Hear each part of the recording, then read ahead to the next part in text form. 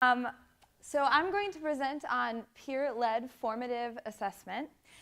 Students, in my opinion, are one of the most underutilized resources in classrooms today. So my name is Ann Harding, and I am the middle school vocal performing arts teacher at PK Young Developmental Research School, and I'm really excited to be here.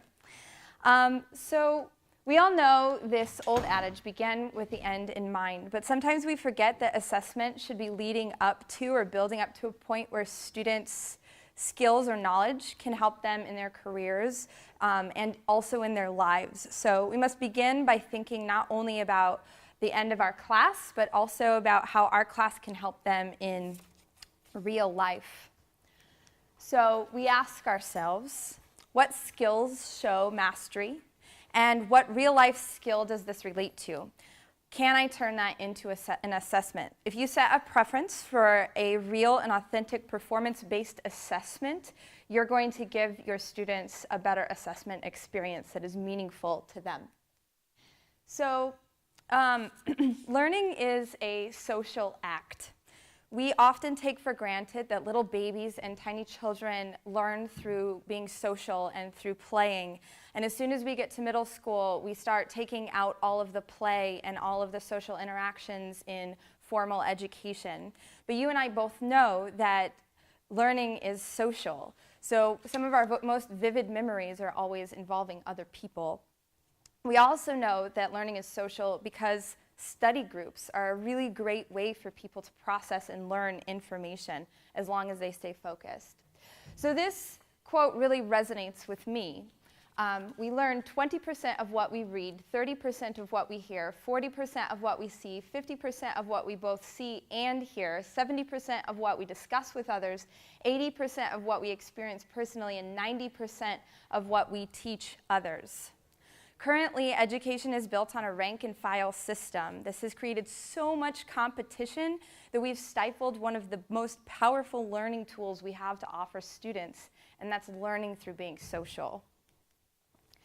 So creating an environment that is appropriate and conducive to allowing peers to assess each other, we have to create that environment. Students need to be told not to take things personally. They need to be told that everyone is here to learn and has equal access and right to the information that we are teaching, and that learning is not, in fact, a competition. Ensure that everyone has the potential to be called on. If you're using, if you're just calling on the person who has their hand raised, you're leaving behind a lot of students in your classroom. You should be cold calling or randomizing your calling to ensure that everyone has equal access to your information. And then model positive, constructive feedback. And then take the role as a facilitator. Model what good feedback looks like for your students, and then allow them to take that role. Use get-to-know-you activities. They don't have to be lame. They don't have to be childish. Look up some things that you would like to do. Like, it could just even be like, go around and tell your name. Share with your peers one thing about yourself that you would like them to know.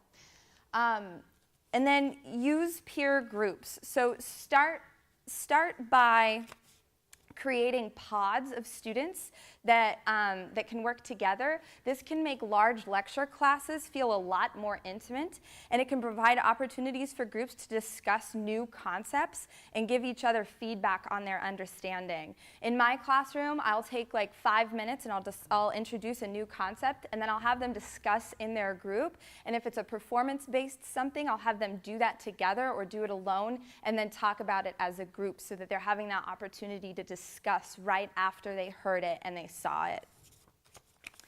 In order to help your students assess each other, it's really important that you're creating clear rubrics. When you don't have a clear objective on how you're going to assess them, it makes it really, you just have a lot of different opinions, and then your assessment isn't helpful. Students can assess each other one-on-one. If you use Canvas, you can use Canvas to allow students to peer assess through the peer assessment tool. You can randomize it, or you can have them, you can choose who you want them to assess. They can also assess in a small group, like one person can go around and assess each other and play the role of teacher, or you can have someone assess as a whole group. I teach vocal performing arts, so we sing together as a group, and I'll have one person come up and evaluate the whole group as a whole. And the great thing about that is the students are valuing that peer feedback, and they're also, that peer is assessing themselves based on what they're seeing. I often call the student who is having the most trouble to come up and teach so that they can really get an idea for what that concept is. Peers to assess the product or performance, your students are already doing this. The ones who are successful are already doing this by creating study groups. So when you provide an opportunity in your class to have that peer and social interaction for assessment, you're providing an opportunity for those students who might be struggling to make those connections outside of your classroom. So some of the benefits for peer assessment is less grading for you. I just took a class where we had 4 big papers due once a week for 4 weeks. I turned in 3 papers without receiving a single bit of feedback on any of them. If my teacher had provided the opportunity for us to peer critique and assess each other's learning, we would have gotten way more feedback, and we would have been able to improve over the course of our papers instead of turning in the same product 3 times. So that's also more authentic learning experience, right? I'm going to have to defend a dissertation. I'm going to have to defend a research project. And if I can talk to my peers about the strengths and the weaknesses of someone else's project, then I'm going to be able to see the strengths and weaknesses in my own work. And you don't have as much grading, and the student receives more frequent feedback. So what this looks like in my own classroom is I have something on the board every day that is reinforcing a concept from last class, and I give them 2 minutes to practice this on their own. After that, I have them come up in front of my classroom and we perform it. So it's a rhythm assessment because I teach vocal performing arts. It's a rhythm assessment, and the peers are listening and watching for errors. And once they're finished, the person who performed self-assesses, and then we open it up to the group. How did you think they did? So they're receiving that feedback from their peers. And I'm actually working on a research concept right now with peer social groups, and students seem to be valuing peer feedback more than they value my feedback, which is really interesting but not surprising also.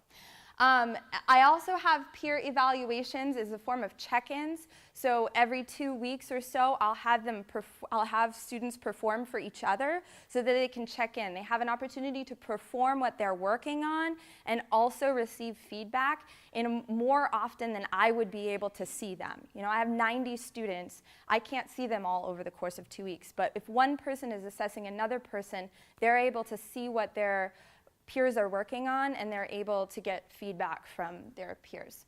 I also use peer assessment as a summative assessment, and when I'm using that as a summative assessment, my students, I'm grading the critique itself, not so much for the peer assessment for feedback for the peer, because when they're assessing other students, I'm really aware of what they know and what they have learned over the course of my time with them, and it is really reflective for them because they're looking at what their peers are doing and they're like, how does that relate to what I am doing? Which is a very big impetus for change and growth. So that's it. Are there any questions? Yes? So how much does peer assessment affect actually the grades that the students get? Yeah. That's a really, really good question. So assessment, a good assessment is supposed to help scaffold a student learning a final project. And ideally, your grade book would be 100% summative assessment. because all of that formative assessment is helping students learn the concepts and providing a safe place for students to learn and grow and fail without making that a permanent part of their grade. So I have almost entirely summative assessments. I use some of those peer assessments as like check-ins, and I'll put them in the grade book so that there's something in there so that they know about how they're doing. But at the end of the day, it's like 10% of the grade book. But there's a lot of it. Like we peer assess all the time. Yeah, great question. Other questions? So when you have them, as a summative assessment, when you have them critique somebody else's work, are you looking for specific things within their response? So, for instance, if the gap or the hole in the person who they're critiquing is knowledge, are you looking for them, for their ability to explain that concept, demonstrate that they, number one, saw that there was a gap in knowledge, and number two, were able to fill it with their own information? Exactly. I tell my students, like, pretend like you're me. Pretend like you're the teacher. And if you see a student who's not doing something, identify it and then give them strategies to fix it. Help them. So explain the concepts to them. Yes. Okay. So you could technically use that for a greater portion of the grade, really, if you wanted to, because you're really looking for very specific holes and the ability to fill those. Yes. And you really get to see what student knows and fill it in an authentic, like a really authentic way. So I think that's time. That's it. Thank you. Yeah.